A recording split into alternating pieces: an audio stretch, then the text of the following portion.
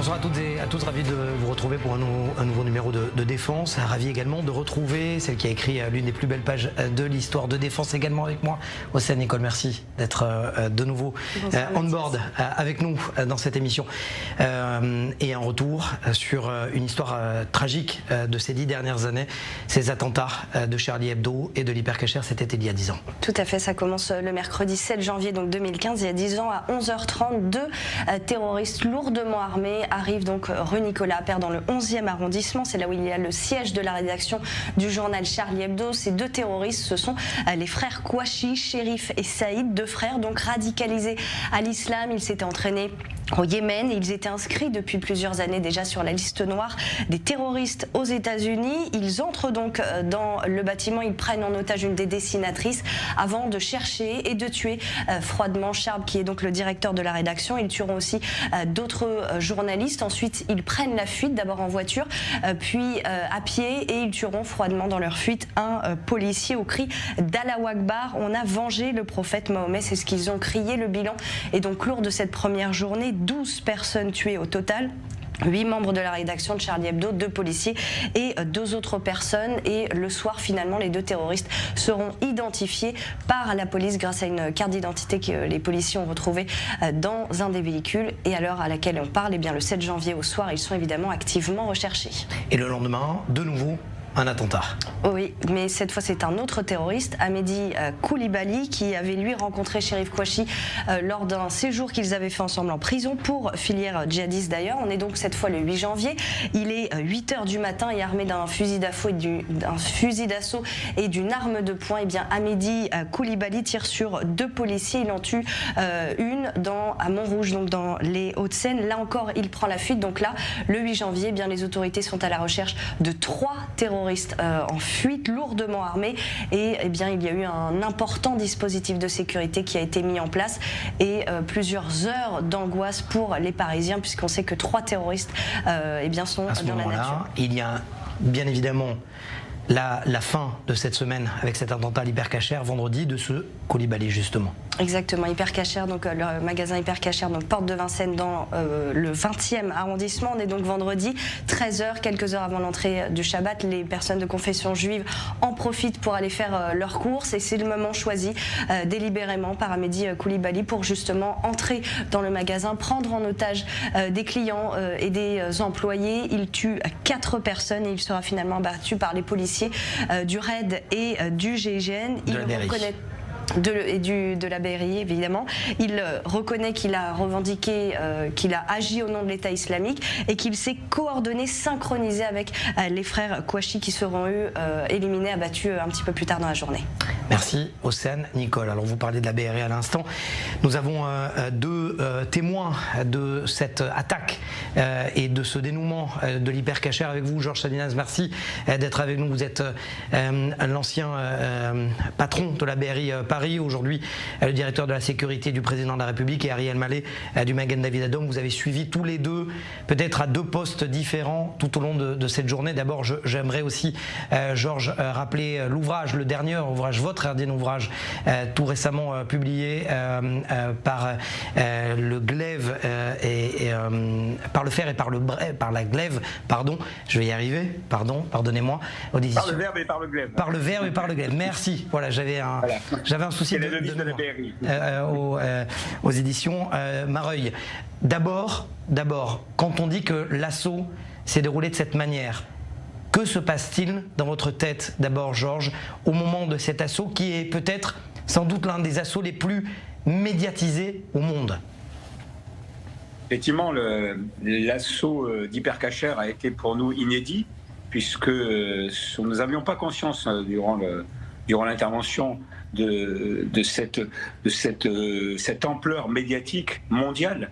Nous étions en focus, je dirais, sur nos opérations, mais il était clair que c'était une opération qui était hors norme, qui était l'achèvement, je dirais, d'une opération qui avait duré pendant plusieurs jours, puisque vous avez cité le 7, effectivement, le début des attentats, et ensuite le 8, où il y a un autre attentat et aussi une traque qui a lieu du côté de Villers-Cotterêts sur les frères Kouachi.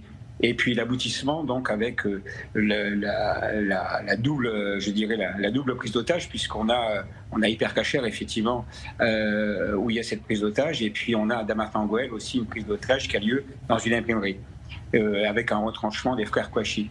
Donc, effectivement, le rôle du chef, justement, de la colonne ou de l'assaut, c'est de prendre une décision. C'est d'analyser, mais de la prendre, cette décision. Et alors, bien sûr, on est... Pardon, excusez-moi. Non, allez-y. Non, mais il est clair qu'on était dans l'inédit, donc il fallait prendre des décisions. C'est un peu le rôle des chefs aussi de prendre des décisions. On avait des problèmes à régler, des problèmes de logistique, des problèmes aussi de danger, puisqu'on a appris durant la prise d'otage à Hypercacher que Amélie Coulibaly avait des explosifs. Et on s'est posé la question de savoir comment on allait faire. Donc, on a eu la chance d'ailleurs d'avoir des otages qui pouvaient discuter avec nous, avec nos négociateurs. Et on a reçu des éléments de renseignement qui nous ont permis de penser que ces explosifs n'étaient pas configurés. Et on s'est dit que c'était peut-être notre chance d'aller sur cette intervention, en espérant qu'on ne s'était pas trompé.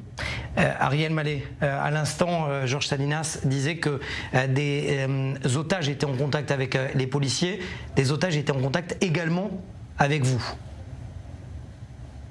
Oui, dès le début de la prise d'otage, ce vendredi, donc je suis arrivé sur place, saisi par le Magen David Adom, et j'ai très rapidement rejoint les familles des otages, les proches qui étaient dans un restaurant à une centaine de mètres des lieux de la prise d'otage de l'Hypercacher.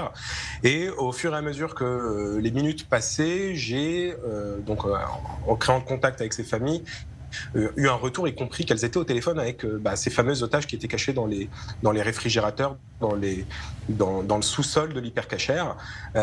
Donc j'ai immédiatement saisi le téléphone et été rejoindre un premier fonctionnaire de police de la BRI qui était cagoulé, qui était à proximité, qui ensuite m'a emmené dans le QG des opérations sous une tente qui était vraiment sur le pont de la porte de Vincennes, devant la porte de l'Hypercacher, où je crois reconnaître la voix de monsieur qui était en train de préparer l'assaut.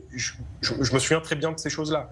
Et donc, d'avoir transmis cet appel d'otage qui était caché dans l'Hypercacher aux fonctionnaires de police qui préparaient l'assaut. Et j'imagine que ça a été des informations qui ont été importantes pour elle et pour préparer l'opération. Vous avez un message d'ailleurs à lancer aujourd'hui à M. Salinas qui vous écoute, qui vous entend?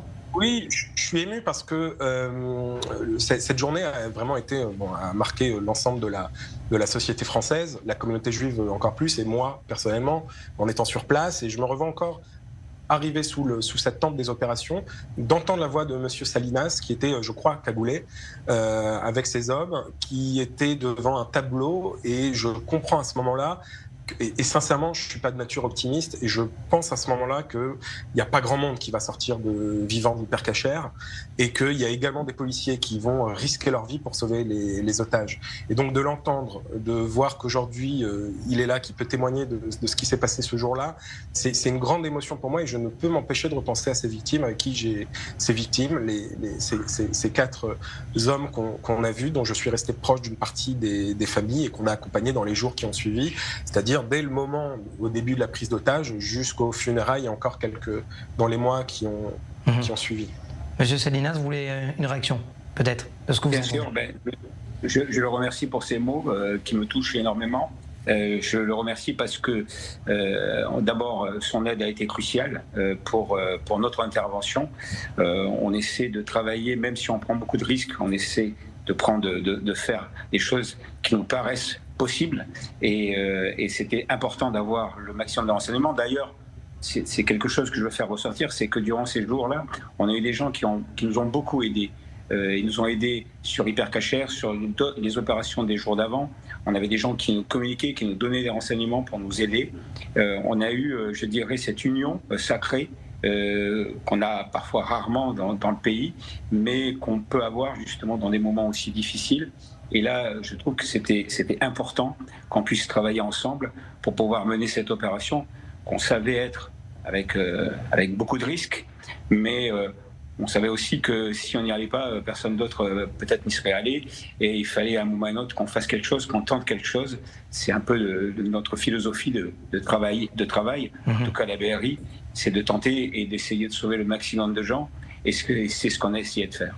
Ariel Mallet, au Magen David Adom, vous avez travaillé déjà à plusieurs reprises avec des secouristes français, avec des policiers aussi, dans toutes sortes d'entraînements, d'exercices grandeur nature. Est-ce que là, oui, ça a changé? Est-ce que là, vous sentiez qu'on passait complètement dans une sphère différente dans votre rôle que vous aviez avec les familles d'otages et par rapport à la préparation dont M. Salinas parlait? Le Magen David Adom, vous l'avez très justement dit, Mathias, travaille depuis de très nombreuses années avec des organisations de secours dans le monde entier.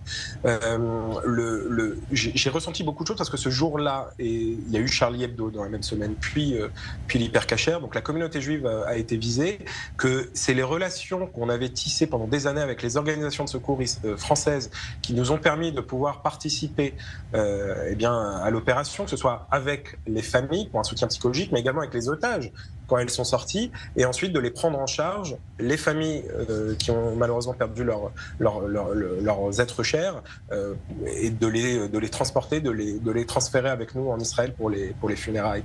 Mais je crois que là où j'ai senti que la plus-value du Magen David Adom avait été importante, ça a été le 13 novembre, parce que dès le 14, des responsables des organisations de secours françaises nous ont appelés, mais avec cette fois cette vraie volonté de savoir comment on pouvait travailler pour la première fois de l'histoire face à des kamikazes. C'est une chose qu'on sait faire en Israël, que malheureusement l'expérience qui est la nôtre fait que nous la partageons. Et c'est vraiment ce jour-là où, en parlant avec des secouristes qui ne savaient même pas qu'un homme pouvait se sacrifier, mettre une ceinture explosive et se faire sauter dans un bar sur le boulevard Voltaire, et ils voulaient vraiment cette fois avoir un retour d'expérience de notre part. Et il y a encore quelques jours, il y a 2 jours, j'étais avec des responsables d'une grande organisation de secours française qui voulaient avoir un retour d'expérience sur les opérations du Magen David Adom post-7 octobre, et également lors des émeutes antisémites à Amsterdam où nous sommes intervenus. Georges Salinas, vous venez de l'anti-gang à la base. Est-ce que pour vous c'était véritablement la preuve de ce que vous aviez depuis... Est-ce que vous saviez, vous, en interne, qu'il n'y a quasiment plus aucune frontière entre l'anti-gang à ce moment-là et le terrorisme? Nous, on le savait depuis longtemps. Alors, on n'avait pas été confrontés aussi violemment, mais on travaillait pour ça. On avait déjà beaucoup de scénarios, on avait déjà évolué sur nos méthodes de travail. Mais il est clair en tout cas que quand on a été confronté à ces 3 jours d'attentats, c'était l'ampleur et la méthode. C'était la première fois qu'on était confronté vraiment sur le terrain, sur des méthodes qu'on avait travaillées uniquement en simulation et pas vraiment sur le terrain. Donc ça a été aussi pour nous, je crois, une première de travailler avec plusieurs services, puisque, comme l'a dit tout à l'heure, justement, nous avons travaillé avec le RAID et le GIGN, puisque le GIGN est intervenu aussi à Damata-Goël, et que le RAID a été nos compagnons de route sur aussi l'intervention de Hyper Cacher. Nous sommes intervenus de concert. Donc on avait créé des choses, on avait créé des nouvelles structures, on avait créé des méthodes de travail. Mais toutes ces méthodes, tant qu'on ne les a pas vraiment utilisées sur le terrain en réel, on reste toujours dans l'expectative, on ne sait pas si ça va marcher ou non. Il est clair que ces attentats nous ont servi aussi pour pouvoir gérer, comme ça a été dit tout à l'heure, les attentats de novembre, sur lesquels nous avions un retour beaucoup plus important, des méthodes qui avaient été du coup pour le coup validées. Et on savait un peu plus, en tout cas, ce qu'il fallait faire.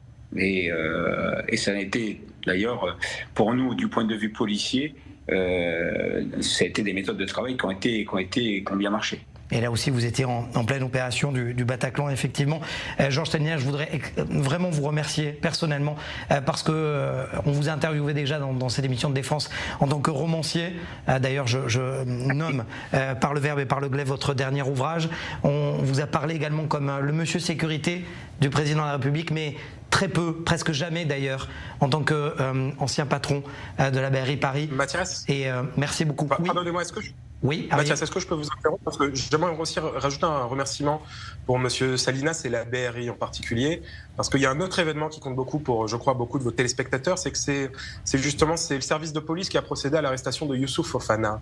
Et je crois que symboliquement, j'ai eu la chance de rencontrer un Nicolas, qui était un fonctionnaire de police de la BRI, et qui a procédé à l'arrestation de Youssouf Fofana. Et vous voyez que c'est un service de police qui a une relation quand même assez particulière avec les actes antisémites en France depuis de très nombreuses années. Voilà le message qu'a dit. Et en plus, je vois que M. Salinas est très ému. Merci Georges Salinas d'avoir été avec nous. Restez avec nous, Ariel Manet. Tout de suite, on regarde ce sujet sur Zari Siboni, justement, qui était en première ligne lors de cette attaque de l'hypercacher. Depuis, elle vit en Israël et se reconstruit. Regardez. Depuis 5 ans, Zari Siboni vit à Jérusalem. De là-bas, elle tente d'oublier ce huis clos mortel de la porte de Vincennes auquel elle a survécu. Après les attentats de janvier 2015, la décision de quitter la France s'est imposée très rapidement à la caissière de l'hypercacher. Hors de question que je reste à Paris. Même là, mes parents, ils habitent encore là-bas et je suis obligée de rentrer de temps en temps pour les voir. Et je sais, ils savent que quand je suis là-bas, je suis pas bien. Je reste le moins de temps possible, je me sens pas du tout en sécurité. Ça me rappelle toujours l'attentat, ça me rappelle toujours ce qui s'est passé. J'ai une angoisse que je saurais expliquer, mais je préfère être ici. Ici, Zari est entourée de ses amis. Et petit à petit, elle se reconstruit. Ah, vous êtes trop fraîches, vous êtes là! Ça va les filles? Ça fait tellement longtemps qu'on s'est pas vus! Ce que j'ai vécu après les horreurs que j'ai vues, je pense pas pouvoir redevenir la Zari que j'étais avant l'attentat. Mais c'est pas grave, c'est ma vie, c'est ce qui m'est arrivé et j'ai appris à vivre avec et je continue tous les jours d'apprendre à vivre avec et maintenant je fais beaucoup mieux donc. Ça se passe porte de Vincennes dans le 20e arrondissement à Paris dans un supermarché Cacher. Il y aurait des otages. Le vendredi 9 janvier 2015, à Paris, Zari a vécu un véritable cauchemar. Un face-à-face de plus de 4 heures avec le terroriste Amédi Koulibaly, pendant que la France entière suit en direct cette prise d'otage. Au début, la jeune femme a du mal à comprendre ce qui se passe. Je lui fais face, mais j'ai toujours pas compris qu'il était venu pour tuer. Je voyais qu'il avait 2 Kalachnikov dans les mains, qu'il avait un gilet pare-balles, énormément de munitions sur ce gilet justement, sur sa veste. Il m'a dit « Ah, t'es pas encore mort, toi tu ne veux pas mourir ?» et il a tiré. Mais encore une fois, déjà je sais pas comment il a fait pour me rater parce que j'étais vraiment en face de lui. Et même à ce moment-là, je me rendais pas compte que j'avais frôlé la mort. En fait, la balle, elle est passée à 5 cm de moi puisque j'ai vu l'impact dans ma caisse. Dès lors, l'étudiante de 23 ans est obligée d'obéir aux ordres du terroriste. Rapidement, Koulibaly lui demande de fermer les portes de la supérette. Et c'est là que j'ai vu quelqu'un rentrer. C'était M. Saada qui était au téléphone. Il ne peut pas savoir ce qui se passe parce que c'est quelque chose d'impossible, une prise d'otage en plein Paris. Et il est quand même rentré. Et donc en fait, moi j'assiste à sa mort parce qu'il rentre. Et je vois dans son regard qu'il ne comprend pas trop ce qui se passe parce qu'il voit en fait devant lui un corps. Un peu plus derrière lui, il voit le terroriste avec ses armes. Il me regarde, il voit mon air terrorisé, il comprend, il se retourne pour sortir. Et là, le terroriste lui tire 2 balles dans le dos. Et il tombe en arrière et il est mort. Et donc après ça, moi, je ne pouvais plus bouger en fait. Parce que j'ai vraiment vu que voilà, c'était clair et net, il tuait les gens comme ça pour rien en 5 secondes. Et il m'a demandé, tu peux la fermer cette porte maintenant ? Donc j'avais pas le choix, donc j'ai fermé le rideau de fer. Et à ce moment-là, je me suis dit que vraiment, j'étais en train de tous nous enterrer vivants. Les forces de l'ordre quadrillent complètement la zone et vous avez des dizaines de véhicules de secours qui sont en place. Il me regarde et il dit à la police, si vous essayez encore de rentrer, je les tue tous. Donc là, à ce moment-là, j'ai baissé la tête et je me suis dit, j'attendais la douleur en fait, j'attendais la balle dans la tête. Et en même temps, j'entendais le rideau de fer qui s'ouvrait Et je me rappelle que je disais, mais c'était tellement long. Les policiers sont encore en train de progresser quand Zari quitte enfin cet enfer. Ça a dû durer peut-être, 3 minutes, mais 3 minutes quand on a les mains sur la tête, on est par terre, on ne sait pas ce qui se passe et on entend des tirs, on ne sait pas qui tire sur qui. C'est horrible. Et je me rappelle que j'ai entendu quelqu'un qui a dit, un des otages, il a dit « c'est bon, ils l'ont tué, on peut sortir ». Et j'étais paralysée, j'arrivais pas à bouger. En fait, j'arrivais même pas à croire. Je me suis dit, tant que je le vois pas mort, je pouvais pas croire que c'est bon, c'est terminé. Aujourd'hui, Zari est péricultrice. Au contact d'enfants en bas âge, elle se rappelle de ce qu'est la vie, comme elle dit. Elle qui a vu la mort en face. En ce moment, la jeune femme est à Paris pour assister au procès des attentats de janvier 2015 et y témoigner. Une étape très importante pour elle, qui veut défendre la mémoire des victimes, François-Michel Saada, Johan Cohen, Philippe Braham et Yoav Attab, assassinés parce que juifs. Un reportage qui avait été réalisé il y a quelques années par Maël Benoliel. Pour en parler justement, Ariel Mallet, vous êtes toujours avec nous, et surtout Elie Korchia, avocat des parties civiles, Zari Sibony et André Chamac au procès de l'hypercacher en 2020. Merci de nous avoir rejoints. Maître, c'est vous, en tout cas vous et votre équipe, qui avez pris le premier la déposition des faits. Vous l'avez entendu, le récit terrible, l'intégralité du récit terrible de Zari, notamment ce qu'elle ne dit pas dans la presse. Est-ce que c'est quelque chose qui reste gravé dans votre mémoire, maître? Bien sûr, c'est un souvenir qui restera toujours en moi. C'est un moment très fort. Il faut savoir que je rencontre Zari Sibony et André Chamac qui viennent me voir à Paris pour que je puisse les assister au procès de l'automne 2020. Elles viennent me voir environ 2 ans avant, alors que je viens de terminer à l'époque comme avocat de partie civile le procès des attentats de Toulouse et de Montauban, en ayant accompagné dans cette procédure judiciaire Samuel Sandler et son épouse Myriam Sandler, qui avaient perdu donc leur fils et leurs 2 petits-fils. Et c'est donc début 2019, près de 2 ans avant le procès, que Zari vient me voir avec Andrea, et je les reçois à mon cabinet. Et effectivement, comme vous le dites, je reçois ce témoignage qu'elle me donne. On discute pendant près de 2 heures, et effectivement, on est sur quelque chose d'extrêmement bouleversant, parce qu'elle me donne tous les détails, elle m'explique tout ce qu'elles ont vécu. Zari qui parle beaucoup, qui arrive à verbaliser les choses d'une façon très, très forte, très puissante, alors qu'Andrea est beaucoup plus dans la retenue par rapport à ce qu'elle a vécu.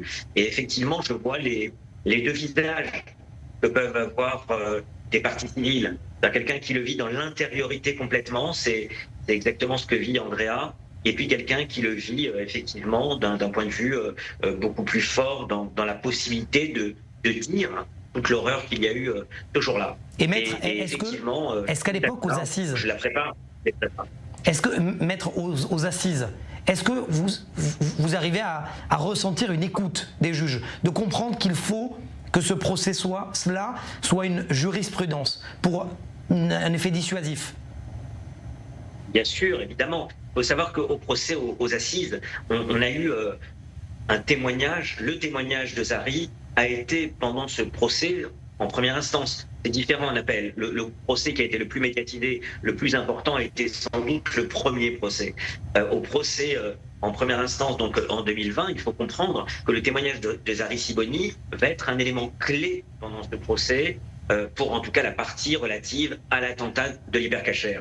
Et pendant près d'1 heure, Zari va expliquer, va dire toute l'horreur qu'il y a eu, et va donner énormément de détails. Et nous comprenons bien ce moment-là, nous comprenons bien en septembre 2020, ce jour-là aux assises, qu'il s'agit d'une jurisprudence très importante qu'il va y avoir, et que cette affaire ce procès terroriste va être un des grands procès dans le monde du terrorisme, évidemment par rapport à notre pays. Ariel, je parle de jurisprudence de la justice.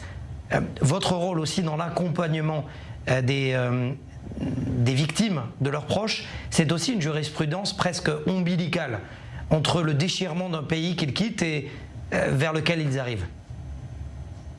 C'est surtout un processus de reconstruction et de résilience qui commence dès la sortie de l'hypercachère. C'est-à-dire que dans le reportage, on voit Zari et Andrea qui sortent. À ce moment-là, je les accueille de l'autre côté du rond-point de la porte de Vincennes.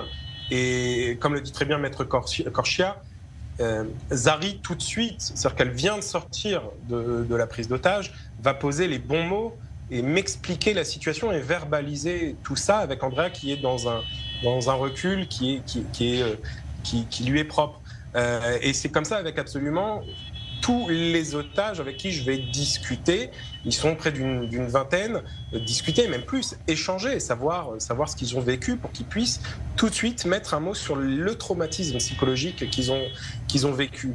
Et je crois aussi que ça a été l'importance du Magen David Adom, parce que le fait de voir avec... Bien sûr, en aucun cas, on ne s'est substitué au service de secours français, mais le fait de voir une organisation de secours israélienne qui, à 3000 km de sa base originelle, vient et va leur tendre la main, tendre une oreille et être prêt à les aider, puis ensuite à les accompagner dans les jours qui vont suivre, dans les semaines qui vont suivre, ça a été, je crois, et en tout cas c'est les retours qu'ils m'ont fait ensuite dans les jours et les mois qui ont suivi, ça a été pour eux une partie importante de leur reconstruction et de cette résilience qui est peut-être une particularité du peuple juif, et que nous sommes un peuple qui, comme on dit, a Révim Zélésé, que nous sommes tous garants et responsables les uns des autres.